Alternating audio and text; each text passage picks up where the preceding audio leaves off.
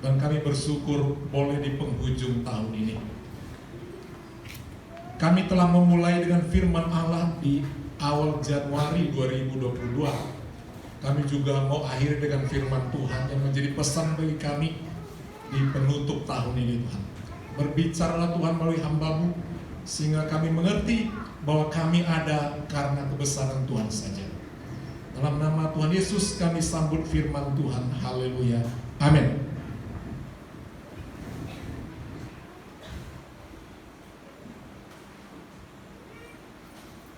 Salam Bapak Ibu Saudara semua. Salam sejahtera, salam sukacita di penghujung tahun 2022. Kita bersukacita boleh bertemu, sebab ada kalanya tidak bisa bertemu karena memang sudah dipanggil oleh Tuhan. Baik, kita menikmati firman Tuhan yang menjadi perenungan bagi kita menjelang kita tutup tahun ini dan tidak akan muncul lagi saudara kecuali kenangannya. Mazmur 39 ayat pertama sampai ayat yang ke-7. Mazmur pasal 39 ayat pertama sampai ayat yang ke-7. Agak gelap sedikit tadi, baru mati lampunya. Tidak bisa diganti, tidak sempat ya. Kalau sudah ketemu kita bangkit berdiri, kita mau fokus membaca firman Allah. Kita baca bergantian, saya mulai dari ayat yang pertama. Mazmur 39 ayat yang pertama, untuk pemimpin biduan, untuk Yedutun, Mazmur Daud. Pikirku, aku hendak menjaga diri, supaya jangan aku berdosa dengan lidahku.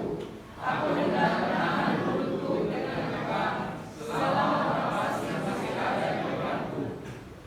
Aku keluh, aku diam, aku membisu, aku jauh dari hal yang baik, tetapi penderitaanku makin berat. Hatiku bergejolak dalam diriku, menyala seperti api. Ketika aku berkeluh kesah, aku berbicara dengan lidahku. Ya Tuhan, beritahukanlah kepadaku ajalku dan apa batas umurku, supaya aku mengetahui betapa fananya aku. Sungguh hanya beberapa tempat saja mengganggu bagimu hidupku seperti sesuatu yang hampa. Ya, setiap manusia adalah sia-siaan. Ia hanyalah bayangan yang berlalu. Ia hanya mempeributkan yang sia-sia dan menimbun, tetapi tidak tahu siapa yang meraupnya nanti. Puji Tuhan, silakan duduk. Yang berbahagia hanyalah mereka yang mau mendengarkan firman Tuhan, merenungkannya dan melakukannya. Saudara, kita bersyukur masih ada di akhir tahun ini. Dan itu ada karena Tuhan, bukan karena kita hebat. Seringkali orang mengatakan tahun ini tahun yang sangat susah dan lain sebagainya. Saudara, bersyukur bisa dilewati. Kalau tanpa Tuhan kita tidak bisa lewati. Banyak orang bersungut-sungut tahun ini tahun yang sangat kering dan lain sebagainya. Dia tidak tahu bahwa semua itu karena Tuhan bisa dilalui. Dan karena merasa sangat susah tahun itu, orang tidak mau kebaktian. Dia tidak ingat mata Tuhan tidak pernah tertidur memelihara dari 1 Januari sampai ini hari yang terakhir, tidak pernah terlelap. Dan karena banyak persoalan menurut dia dari 365 hari itu, orang tidak datang sama Tuhan, tidak mengucap syukur, alasan macam-macam, karena sakit lah, karena ini, karena itu, dan lain sebagainya. Padahal nilai kehidupan itu sangat mahal. Kalau kita lihat orang sekali opnam, walaupun pakai BPJS, berapa biaya waktu, saudara, bahwa kesehatan itu sangat mahal.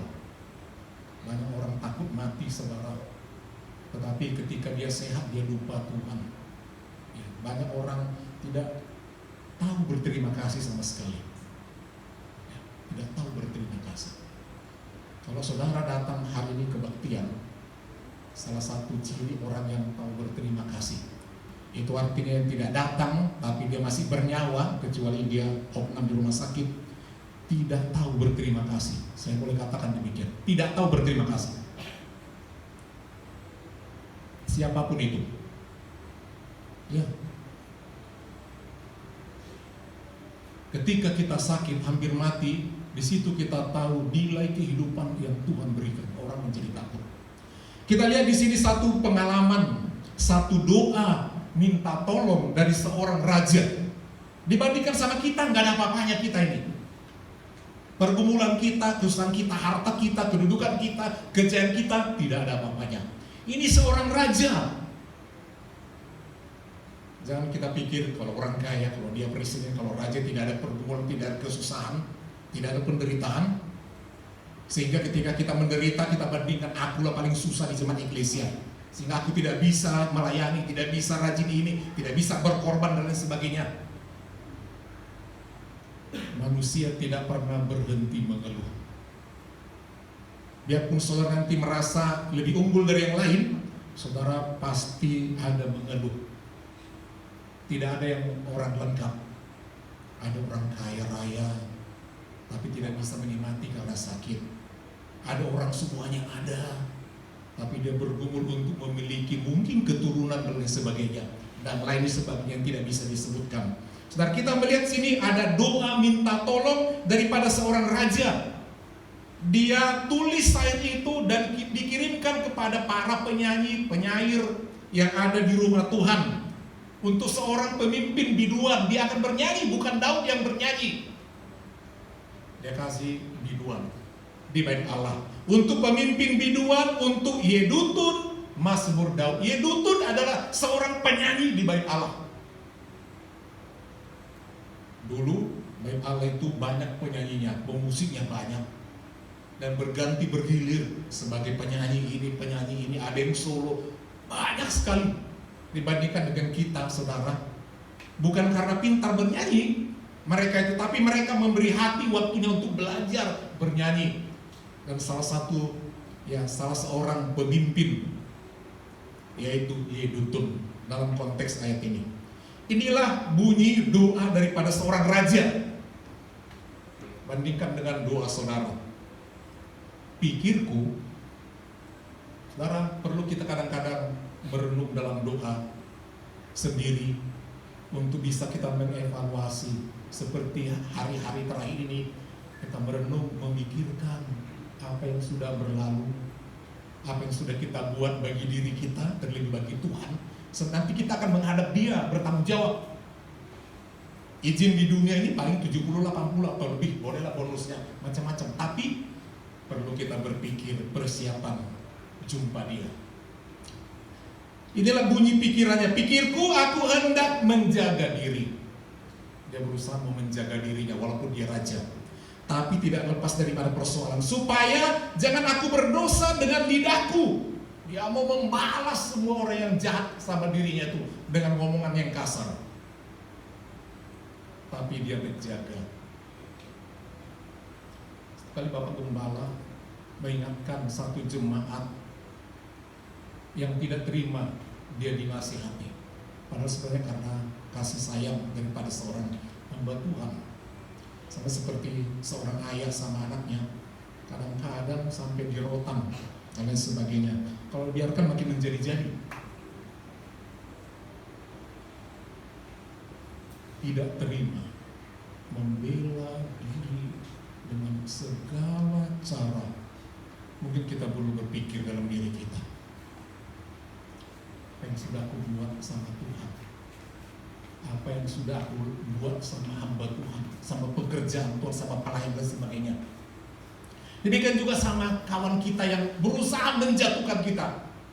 Pikirku, aku hendak menjaga diri supaya jangan aku berdosa dengan lidahku. Ini dosa yang paling susah di lidah ini memang lidah tak bertulang. Aku hendak menahan mulutku dengan kekang. Mau ditaruh kekang seperti kekang kuda supaya tidak macam-macam.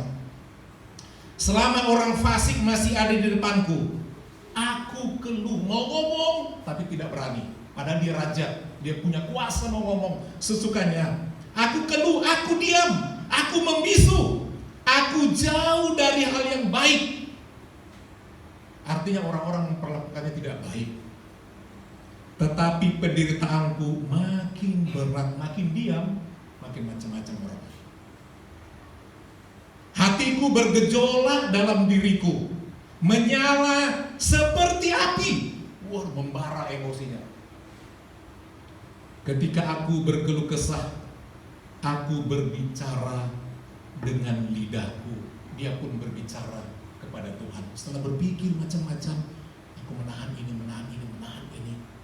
Baru dia berkatalah kepada Tuhan, ya Tuhan. Dengan banyaknya persoalan itu, dia berkata kepada Tuhan ayat 5, ya Tuhan, beritahukanlah kepadaku ajalku dan apa batas umurku, supaya aku mengetahui betapa fananya aku. Itu doa. Dan doa ini gak dijawab sampai sekarang. Kalau saudara berdoa ini juga gak akan dijawab. Tetapi memang manusia, saudara, kadang-kadang seperti itu, seperti Daud ini, mau bertanya batas umur. Saudara, manusia tidak pernah siap untuk mati. Merasa dirinya terus hidup, sehingga apa yang tengok matanya ingin dia miliki. Dia lupa umurnya udah berkurang.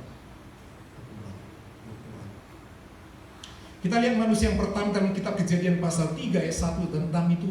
Perempuan itu melihat bahwa buah pohon itu baik dan menarik karena memberi pengertian. Makin dilihat makin menarik. Pada Tuhan sudah bilang jangan. Yang paling menarik itu memang paling menggoda, dan yang paling menarik itu yang dilarang. Tapi dia pergi pula ke tempat yang dilarang itu. Lihat menarik, dia ambil, dia makan, dia kasih kepada suaminya. Manusia seperti itu. Makin saudara besar, makin saudara lihat yang menarik. Mau beli handphone terakhir, mau beli mobil terakhir, semua mau diambil. Dan ingat Tuhan kadang-kadang. Yang manusia itu gak ingat Tuhan. Terus nggak tahu dia umurnya udah sekian, nggak tahu dia bukan remaja lagi, nggak tahu dia rupanya kewajiban yang lain macam-macam. Terus karir, ada begitu, ya karir terus, lupa kodratnya. Salah satu perintah Tuhan ketika manusia itu dewasa, Adam dan Hawa, diperintahkan demikian. Beranak cuculah dan bertambah banyaklah. Itu perintah nomor 1 loh. Banyak orang lupa perintah itu. Sibuk prestasi, sibuk uang. Mau dibawa kemana? Itu Adam dan Hawa. Kita lihat lanjut doa ini. Ya Tuhan, tadi dikatakan ya Tuhan, beritahukanlah kepadaku ajalku dan apa batas umurku, supaya aku mengetahui betapa fananya aku.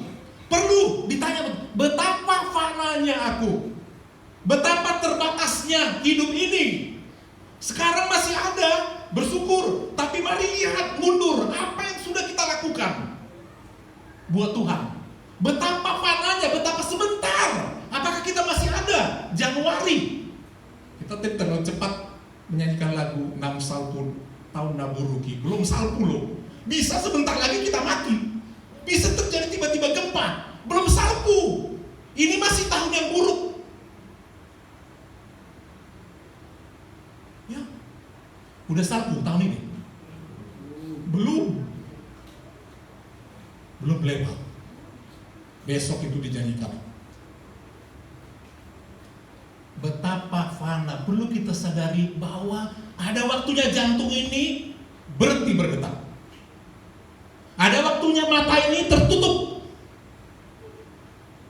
Memang kematian pasti datang. Ada orang gak tahan hidup, dia bunuh diri. Ada orang pikir umurnya panjang, tapi anak-anak dipanggil Tuhan. Ada orang begitu hebat pakai jimat-jimat untuk menjaga diri, tahu-tahu mati juga, ditabrak mobil, mati. Tidak ada yang melindungi kita, mau jimat kayak dimanapun, tidak ada. Semua mati. Ada waktunya. Seolah-olah kita pikir kita hebat. Tidak perlu kebaktian akhir tahun, tidak perlu juga tahun baru. Kebaktian, ya perlu. Ini happen dulu, lembur dulu.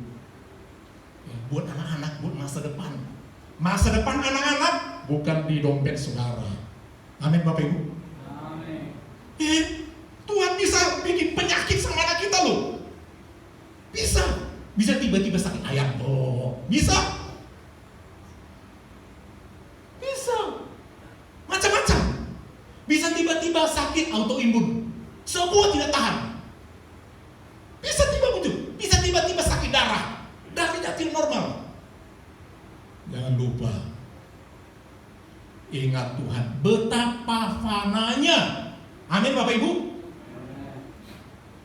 Hidup ini betapa fana, sehingga dia coba bertanya, Tuhan kasih tahu, andai dikasih umur sama kita 80 tahun, 80 tahun sekarang masih 20 tahun, happy dong. Nanti sehari sebelum 80 tahun baru aku datang sama Tuhan. Itu sebabnya Tuhan takkan pernah jawab umurmu, takkan pernah, nanti suka-suka.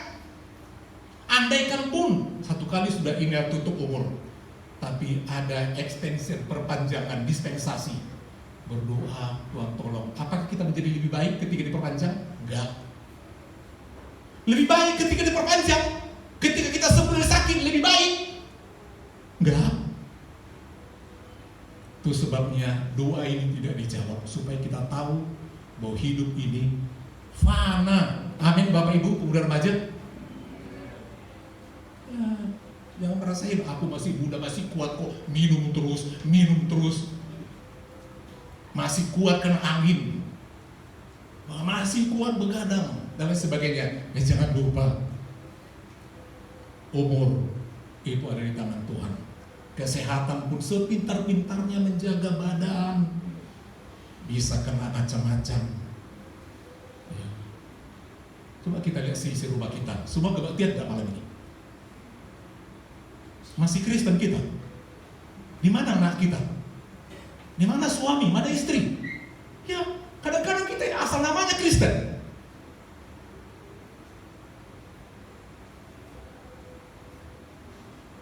Selanjutnya dikatakan, sungguh hanya beberapa telempap saja kau tentukan umurku. Tahu arti kata telempap? Ini telapak tangan ini. 1, 2, beberapa telempap. Itu hanyalah ungkapan bahwa hanya sejengkal, jangankan kilometer. Kita nggak tahu, selangkah kemudian kita bisa terserang stroke. Jangan kira hanya orang tua yang kena stroke ya. Anak muda juga bisa kena karena pola hidup sekarang ini. Ya nggak pernah olahraga, mager, taunya main handphone, nggak pernah bergerak. Ya, mau kemana-mana naik motor, naik lift. Mau perlu makan tinggal di handphone, datang semua makanan. Nggak pernah masak, jadi nggak bergerak. Jajanan semua, nggak pernah makan makanan dari rumah, semua beli, semua bahan pengawet. Ya, dulu waktu Bapak Gembala masih ngajar di satu perguruan tinggi, itu baru umur 29 mahasiswa itu jatuh bergelinding dari tangga, orangnya gemuk, stroke, dibawa ke Singapura. Baru beberapa mahasiswa. Saudara, kita ini hanya sepelempap, jadi tidak ada yang dibanggakan. Sungguh hanya beberapa telempap saja kau tentukan umurku, padahal cukup panjang umur Daud. Tapi dia katakan itu kemurahan Tuhan. Bagimu hidupku seperti sesuatu yang hampa. Tahu hampa? Di mata Tuhan kita ini gak ada apa-apanya. Hampa, seolah-olah tidak terlihat, tidak ada apa-apanya. Ya, tidak berarti. Kalau saudara ganteng di hadapan Tuhan, hampa. Begitu merasa cantik, hampa. Kemarin Bapak Gembala yang pas habis mandi, ya biasa laki-laki, yang di muka tiba-tiba ada di sini kayak ada keras. Kebetulan sini ada kutil, kutil pula di muka ini. Jengkel di hati ya. Kasih obat tetes, jadi hitam. Itu aja udah gak salah sebab gembala, karena di depan sini hitam. Udah menjengkelkan. Ya, ini yang hitam ini, aduh kapan ini lepas ini? Artinya tidak ada yang bisa kita jaga dalam diri kita ini. Tidak ada. Kita jangan merasa hebat. Amin. Jangan ada merasa hebat, aku kuat, sehingga kita begitu sombongnya, begitu angkuhnya di hadapan hamba Tuhan.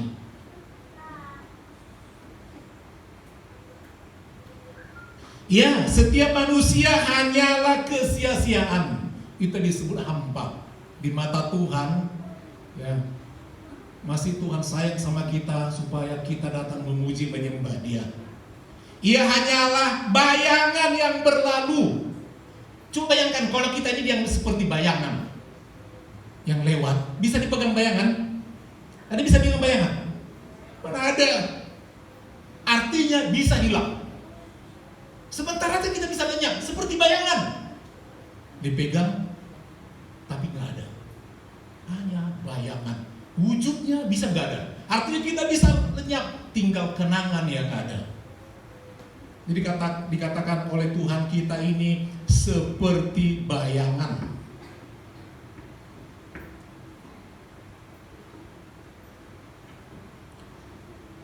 Saudara, jangan sibuk mencari harta dunia saja.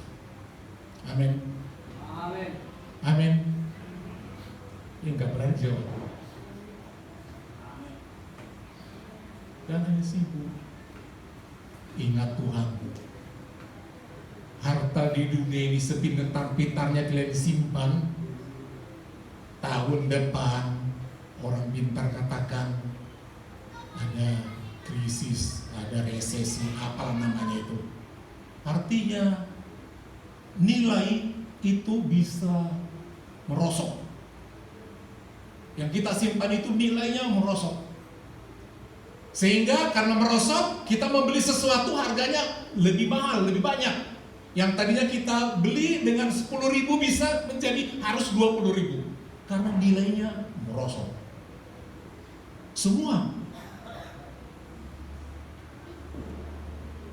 Semuanya bisa rusak, bisa menyusut. Kita beli motor, menyusut. Belinya 30 juta. Setelah berapa tahun, baru 2 tahun dipakai, dijual 15 juta misalnya ya. Enggak lebih mahal, merosot. Kesehatan kita makin kuat, Bapak Ibu makin kuat, merosot. Biar pintar-pintar mengecat rambut, merosot. Biar pintar-pintar ibu-ibu memoles, kendor. Amin. Mana mau dikencangkan? Depan, belakang, melorot. Amin. Ya, semua nggak ada, rontok.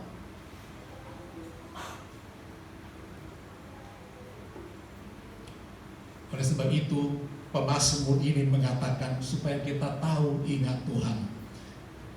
Ia hanyalah bayangan yang berlalu. Ia hanya mempeributkan yang sia-sia.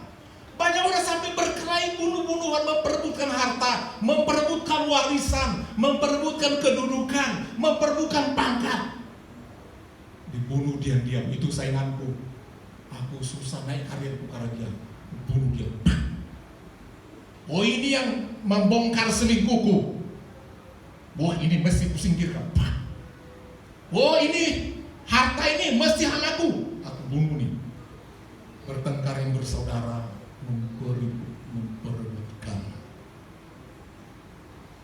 Sehingga dikatakan dalam ayat ini, tetapi tidak tahu siapa yang merauhnya nanti. Amin. Kalau kita udah meninggal, saudara punya harta miliaran, malah berpikir, sama siapa nanti yang merauh harta yang sekian M itu? Peninggalanku emas batangan begitu banyak. Bisa. Kalau kita meninggal, ada kan orang gak mengurus, diletakkan di jalan, kalau tak kita diam. Masih suku, masih ada orang ambil kita angkat, didandani, pakai jas, pakai kebaya. Masih syukur. Ya, kalau kita diletakkan di mana-mana terduduk, ya terduduk begitu aja. Kalau kita baring, ya baring, nggak ada. Uang kita yang kita timbun, ambil uang kita cari. Anak-anak kita berkelahi, famili memperebutkan. Untuk siapa? Ingat pekerjaan Tuhan. Amin. Kumpulkan hartamu di surga, sebab yang engkau kumpul di dunia ini akan tinggal. Coba, apa yang kita bawa ke makam? Gak ada. Bawa rumah kita? Enggak. Baju pun yang kita mungkin cantik kali, emang berlapis-lapis. Mau dipakai semua? Ya, mana? Cuma satu setel aja. Yang tadinya banyak di lemari, tinggal. Sepatu yang begitu banyak, tinggal. Cuma sepasang yang dipakai. Itu kalau dipakaikan.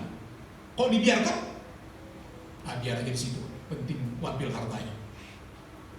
Saudara, itu sebabnya Daud mengingat, tak selamanya ini samaku. Aku nanti harus pasti bersama-sama dengan Tuhan. Untuk siapa nanti istanaku ini? Semua hartaku ini enggak kubawa. Aku mau bersama Engkau Tuhan. Tuhan kasih tahu Tuhan kapan, Tuhan kapan? Tuhan tidak kasih tahu. Demikian juga kita dalam hidup ini. Ingat Tuhan. Amin. Amin.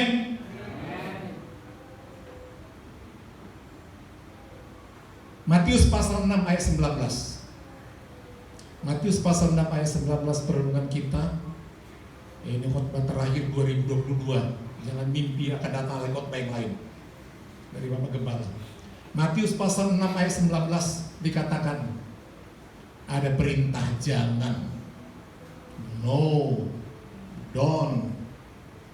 Jangan kamu mengumpulkan harta di bumi. Untuk siapakah itu nanti? Itu kata ayat tadi. Tetapi tidak tahu siapa yang merauhnya nanti. Malaikat, anakkah saya bertengkar untuk ambil warisan itu?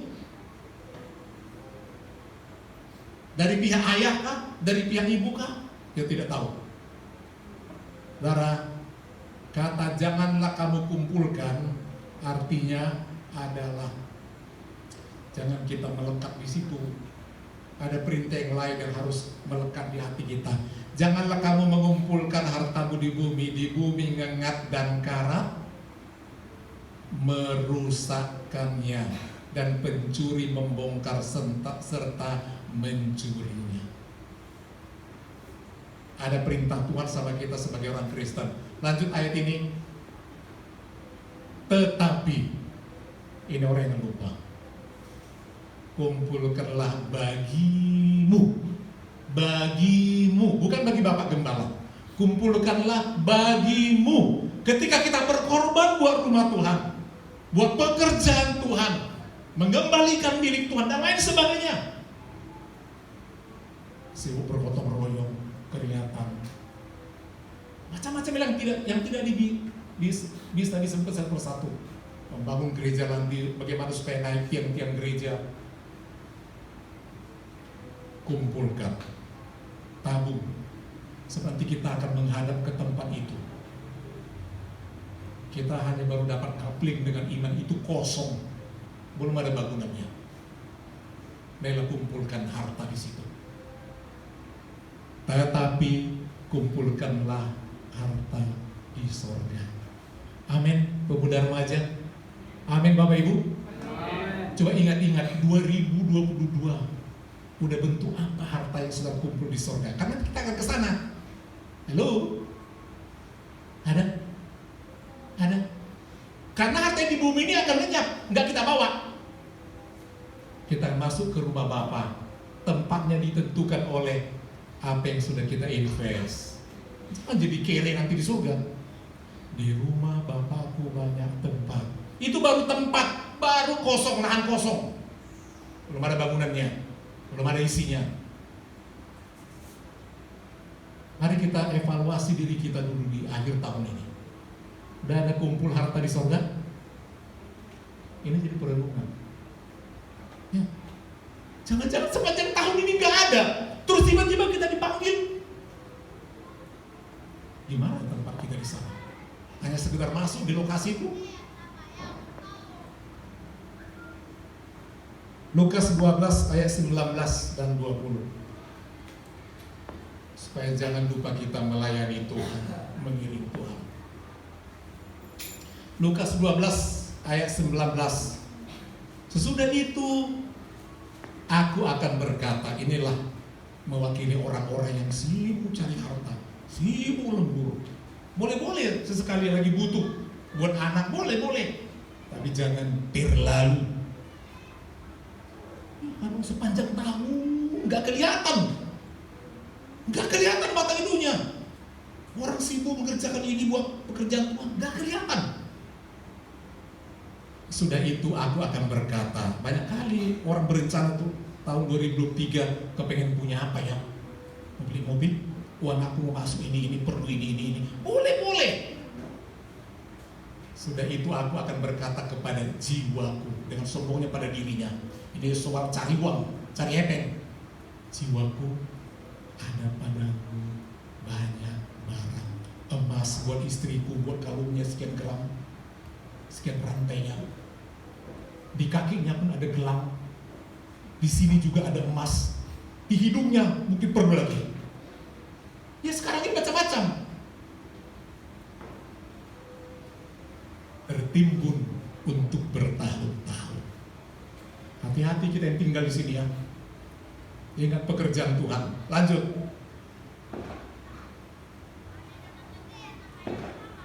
Sesudah tadi katakan sebelumnya. Sesudah itu aku akan berkata kepada jiwaku, ada padamu banyak barang tertimbun untuk bertahun-tahun lamanya. Beristirahatlah, uang berjalan sendiri, gak perlu lagi banyak kerja, sebab begitu banyak bunga dari bank, banyak rumah-rumah kos disewakan, ongkang-ongkang semua berjalan, mobil disewakan, uang berjalan. Tenanglah, sewa properti ini ke orang, semua supermarket yang dia punya berjalan semua. Beristirahatlah, makanlah. Hari ini mau makan apa? Oh mau di Singapura. Oh besok aku mau makan di New York. Pokoknya senang-senang. Minumlah dan bersenang-senanglah. Saudara ingin bersenang-senang? Udah liburan? Ada liburan 2022? Kita ke Toba, ke Paris. Ada? Belum ya? Tapi pasti saudara ada terpikir kapan ya jalan-jalan apa ya? Dan ke Toba. Lihat bukit apa? Bukit Kasih misalnya. Boleh-boleh. Ke Bali dulu Pak ya. Udah pernah ke Bali? Belum Bang, belum Om. Bali sudah Om. Gak apa-apa. Bersenang-senanglah. Itu manusiawi. Selanjutnya ayat ini. Tetapi jangan lupa ini yang keenaknya. Yang keenaknya ini dia. Tetapi inilah kehendak Tuhan ini. Perlu kita jaga diri, kontrol, semangat untuk belanja, untuk bersenang-senang itu, ingat Tuhan. Tetapi firman Allah kepadanya, orang kalau mau meninggal itu ada tanda-tandanya. Sebenarnya ada, sama dirinya, nggak ada itu mati mendadak. Kadang-kadang kalau kita teliti, cocok yang kemarin dia kayak begini, ada tanda-tandanya. Tetapi firman Allah kepadanya, mulai bunyi tarik napasnya. Rupanya Allah sedang berfirman. Mati aku rupanya. Hai engkau orang bodoh. Suara Tuhan di hati kita. Ada malam ini juga, enggak nunggu besok. Malam ini juga, enggak nunggu besok tahun baru. Malam ini juga. Ngeri nggak kalau malam ini Tuhan bilang gitu sama kita?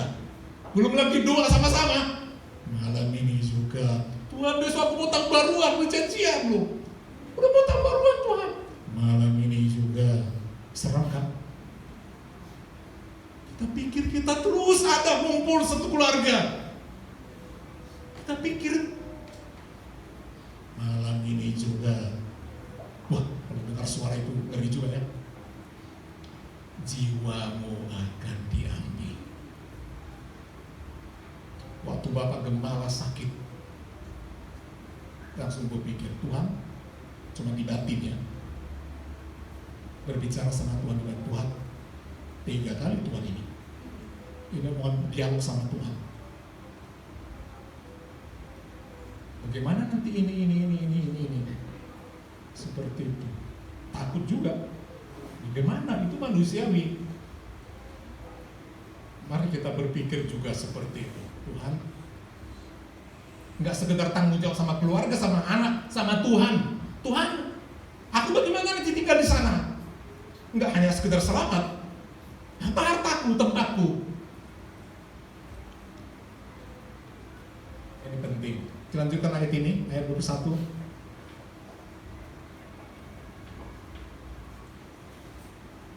Ayat 21.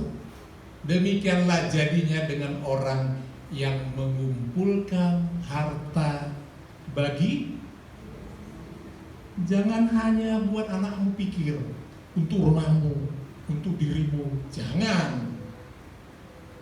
Ingat-ingat kami yang di gereja.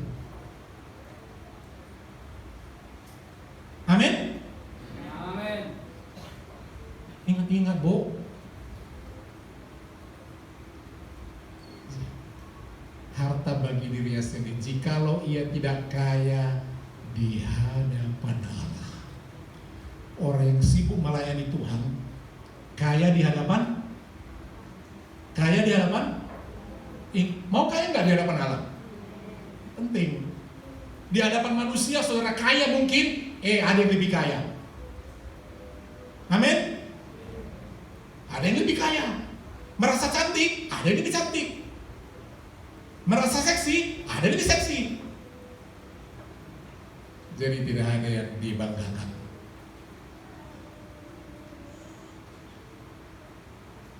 Jadi mari kita saudara di perenungan di malam tahun baru ini bersyukur saudara masih sehat. Amin.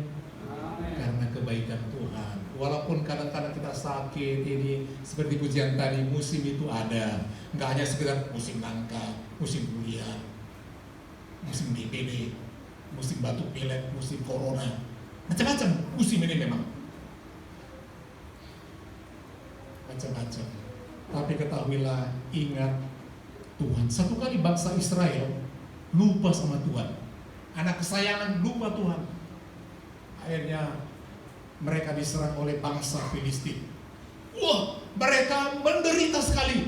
Mereka datang sama Tuhan, Tuhan tobat, aku tidak mau lagi ini, aku mau iring Tuhan.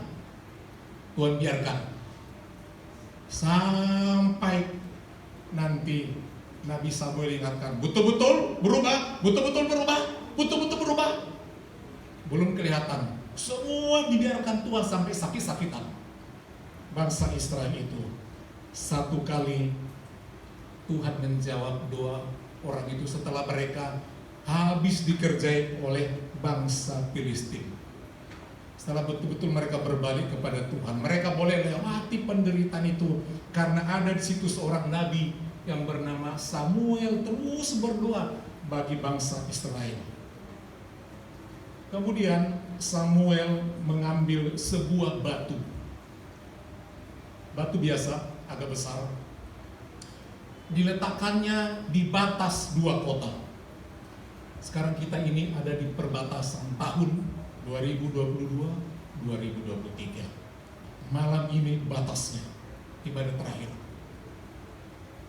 Ada diletakkan satu batu yang tadi dinyanyikan oleh kaum wanita. Nama batu itu kalau diterjemahkan dalam bahasa Inggris, Stone of Help. Batu pertolongan, Stone of Help. Dalam bahasa Ibrani, Ebenezer.